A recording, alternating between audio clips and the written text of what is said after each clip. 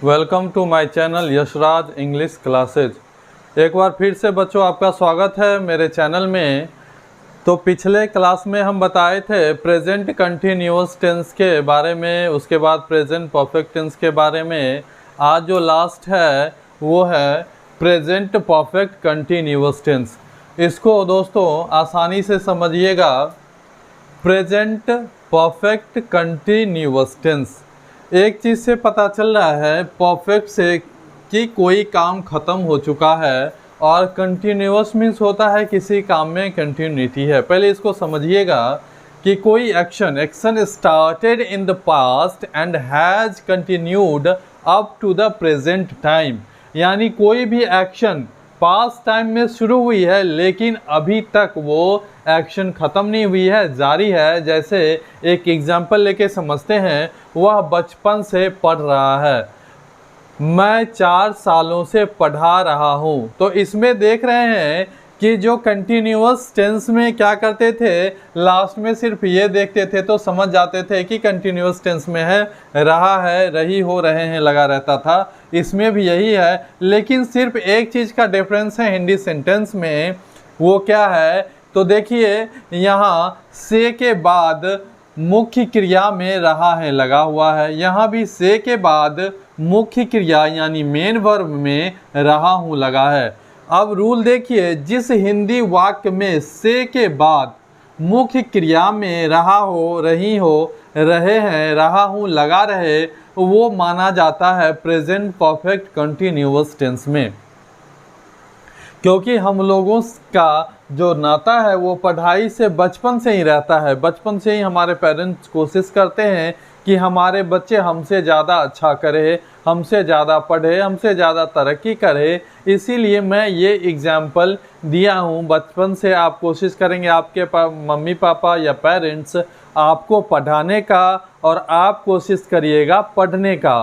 तो पढ़ने का एग्जाम्पल मैंने इसीलिए दिया है कि वह बचपन से पढ़ रहा है। इसके बाद प्रैक्टिकल लाइफ में के बारे में अगर बताऊं तो मैं 4 सालों से एन कॉलेज में पढ़ा रहा हूं। इसीलिए मैं आपको याद दिलाने के लिए, आपके दिमाग में ये सेंटेंस बैठाने के लिए बोल रहा हूं कि मैं 4 सालों से एन कॉलेज में पढ़ा रहा हूं। इसीलिए मैं ये सेंटेंस लिखा कि मैं 4 सालों से पढ़ा रहा हूं। तो ये 2 सेंटेंस आपके पास है। इसी 2 सेंटेंस से प्रेजेंट परफेक्ट कंटिन्यूअस टेंस के बारे में समझिए। ये जो है दोनों में सिर्फ आपको डिफरेंस करना है। सिंपल प्रेजेंट समझ में आ गया होगा, प्रेजेंट कंटिन्यूअस समझ में आ गया होगा, प्रेजेंट परफेक्ट समझ में आ गया होगा। अब present continuous, present perfect continuous में दोनों में हल्का सा डिफरेंस है, उसको समझ जाइए, नहीं तो आपको बार बार कन्फ्यूज़न होगी।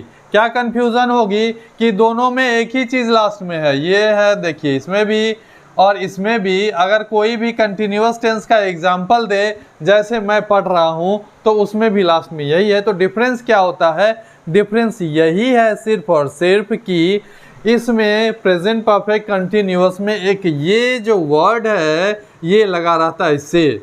इसीलिए रूल में मैंने लिखा कि जिस हिंदी वाक्य में से के बाद मुख्य क्रिया में रहा हो, रही हो, रहे हैं, रहा हूँ लगा रहे, वो प्रेजेंट परफेक्ट कंटिन्यूअस टेंस में माना जाता है।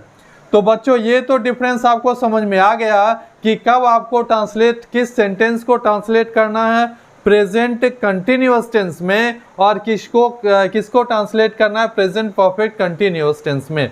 अब स्ट्रक्चर की बात करेंगे तो दोनों के स्ट्रक्चर में भी अंतर है। क्या अंतर है? जैसे वह बचपन से पढ़ रहा है तो he has been studying since childhood. मैं 4 सालों से पढ़ा रहा हूँ। I have been teaching for 4 years। अब एक कंफ्यूजन जो होती है वो सिंस का यूज़ कहाँ करेंगे, फॉर का यूज़ कहाँ करेंगे। तो एक चीज़ दिमाग में बैठाइए कि फॉर का जो यूज़ होता है पीरियड ऑफ टाइम के लिए, और सिंस का जो यूज़ होता है वो होता है पॉइंट ऑफ टाइम के लिए। ये रूल बार बार आप याद करते होंगे लेकिन फिर भी भूल जाते होंगे। आज जो है आप के दिमाग में हमेशा के लिए बैठ जाएगा। एक चीज़ आप याद रखिएगा, क्या? फोर, FOR, इसके बाद याद रखिएगा 4 years, FOUR, ईयर्स, 4 ईयर्स।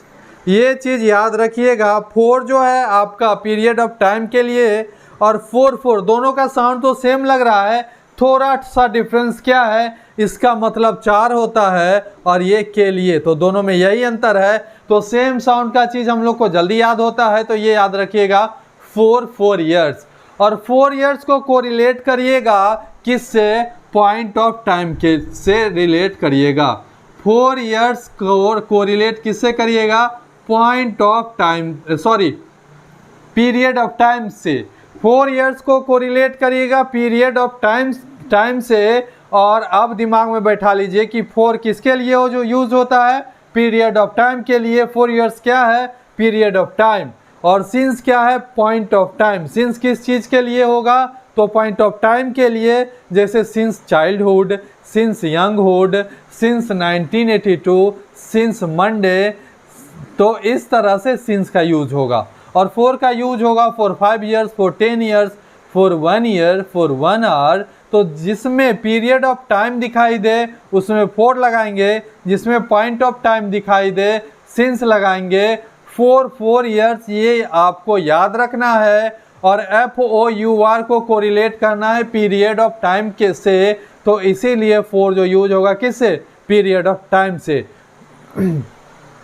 अब जो स्ट्रक्चर हो जाएगा, इसका स्ट्रक्चर होगा, सबसे पहले सब्जेक्ट लिखेंगे जो कि लिखा हुआ है सब्जेक्ट, उसके बाद हैज हैव में जो शूट करे हैज हैव लिखेंगे, उसके बाद बीन V4, उसके बाद ऑब्जेक्ट आता है, ऑब्जेक्ट के बाद 4 और सिंस, और उसके बाद जो है टाइम रेफरेंस जो हो, टाइम रेफरेंस मीन्स सिंस के बाद जो पॉइंट ऑफ टाइम आएगा वो लिख देंगे, या फिर 4 के बाद जो पीरियड ऑफ टाइम आएगी वो लिख देंगे। तो एक बार सम अप करते हैं इसको। देखिए प्रेजेंट परफेक्ट कंटिन्यूअस टेंस जो है वो डिफरेंट है किस से, प्रेजेंट कंटिन्यूअस टेंस से। किस मायने में डिफरेंट है, तो सिर्फ एक ही अंतर है, एक काम जो है मेरे आंखों के सामने चलती है, एक काम पास्ट में शुरू होती है और प्रेजेंट तक चलते रहती है। और दोनों के हिंदी सेंटेंस में ये अंतर है कि एक में मुख्य क्रिया में रहा है रही है लगा रहता है, और दूसरे में से के बाद मुख्य क्रिया में रहा है रही हो लगा रहता है। और इसमें सिंस और 4 का यूज होता है, स्ट्रक्चर दोनों के अलग अलग हैं, एक में हैज हैव यूज होता है, दूसरा में इज MR। तो इसका अगर हम लोग इसमें डिफरेंस समझ में आ गया तो ट्रांसलेशन भी आसानी से हम लोग इस स्ट्रक्चर को फॉलो करके बना सकते हैं। अब पिछले रूल में ही बताए थे कि ही शी इट और सिंगुलर सब्जेक्ट के साथ हैज़ यूज़ करते हैं, आई वी दे और प्लूरल सब्जेक्ट के साथ हैव यूज़ करते हैं। तो ये दोनों का स्ट्रक्चर भी क्लियर हो गया। और सिंस और 4 का कहाँ यूज होगा, ये इसमें ज़्यादा कन्फ्यूज़न होगी, तो ये दिमाग में बैठा लीजिएगा। सिंस पॉइंट ऑफ टाइम के लिए यूज होता है और 4 जो है पीरियड ऑफ टाइम के लिए।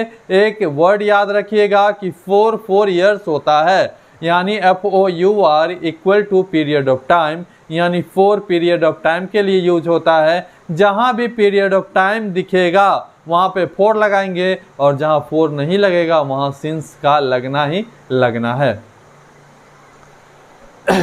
अब हम बात करेंगे इसी के निगेटिव सेंटेंस का। इसी प्रेजेंट परफेक्ट कंटिन्यूअस टेंस का जो निगेटिव सेंटेंस है उसका स्ट्रक्चर क्या होगा, तो इसमें थोड़ी बहुत कंफ्यूजन होगी, उसको भी दूर कर देते हैं। देखिए जैसे मैं बचपन से नहीं पढ़ रहा हूँ, कितने बच्चे बचपन से नहीं पढ़ते हैं, वो 2-3 साल बाद पढ़ना शुरू करते हैं, तो हो जाएगा I have not been studying since childhood.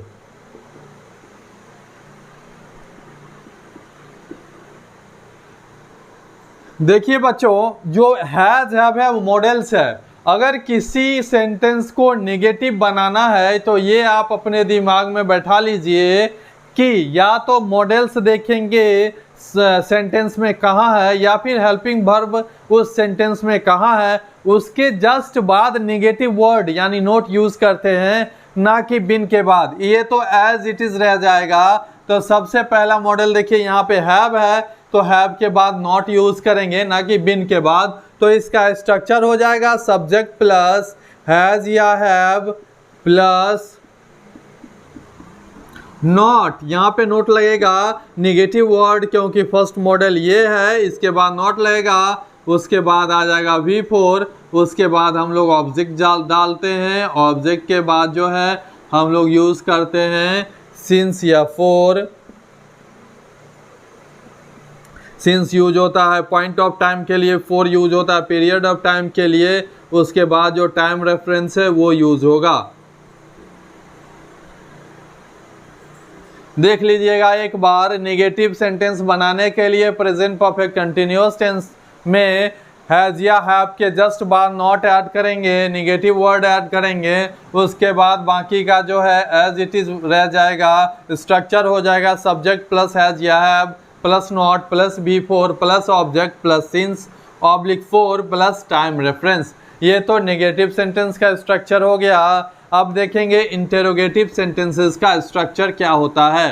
तो जिस तरह से फर्स्ट हेल्पिंग वर्ब देखते हैं सेंटेंस में नेगेटिव बनाने के लिए या फिर मॉडल्स, इसी तरह इंटेरोगेटिव सेंटेंस में भी करेंगे। मॉडल्स को बाहर कर देना है तो क्या हो जाएगा। हिंदी का सेंटेंस देखते हैं, क्या वह बचपन से पढ़ रहा है, क्या वह बचपन से पढ़ रहा है।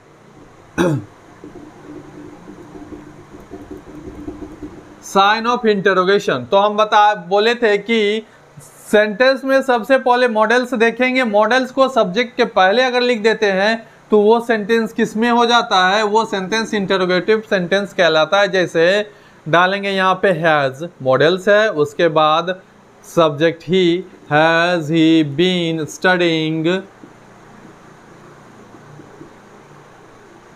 Since childhood.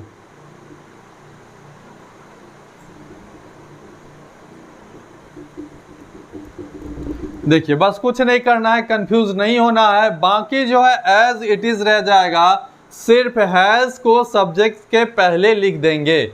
जिस क्वेश्चन का आंसर हाँ या ना में आए, जिस क्वेश्चन का आंसर हाँ या ना में नहीं आए, हम बार बार बोलते हैं दो तरह के इंटरोगेटिव सेंटेंसेस होते हैं। एक सेंटेंस का आंसर हाँ या ना में आएगा, दूसरा का आंसर हाँ या ना में नहीं आता है। जैसे वह बचपन से क्यों नहीं पढ़ रहा था, वह बचपन से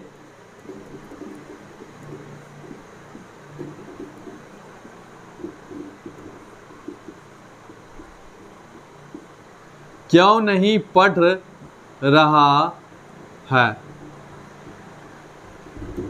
तो यहाँ हाँ या ना में नहीं आएगा आंसर, तो क्यों क्या जो कोई भी WH वर्ड्स हो उसको सबसे पहले लिख देंगे और बाकी इंटरोगेटिव सेंटेंस का स्ट्रक्चर डाल देंगे। Why has he been, sorry नहीं हटा देंगे क्योंकि इंटरोगेटिव सेंटेंस है। Why has he been studying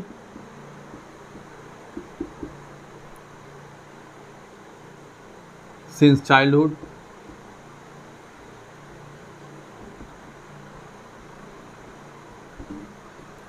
दोनों में यही अंतर है कि एक में सिर्फ मॉडल्स को बाहर कर दिए, इंटरोगेटिव सेंटेंस बन गया, एक में WH वर्ड्स है, इसीलिए WH वर्ड सबसे पहले लिखना होगा।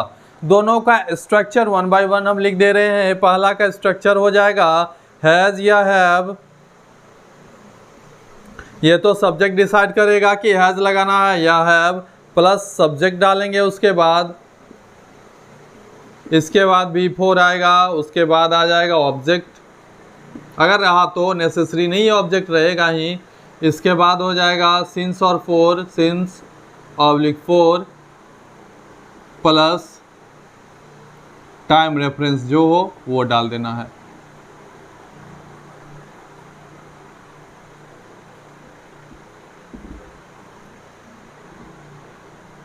जगह नहीं, यहाँ पे साइन ऑफ इंटरोगेशन होगा। इसके बाद हो जाएगा WH वर्ड्स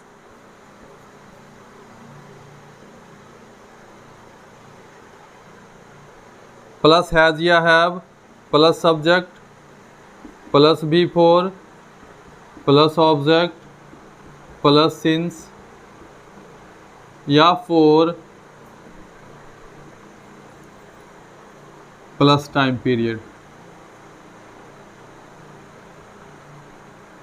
टाइम रेफरेंस डाल दीजिए, टाइम रेफरेंस। उसके बाद आपको डिसाइड खुद कर सकते हैं कि कहाँ पे टाइम पीरियड में के बाद फॉर लगेगा और पॉइंट ऑफ टाइम के लिए सिंस लगेगा।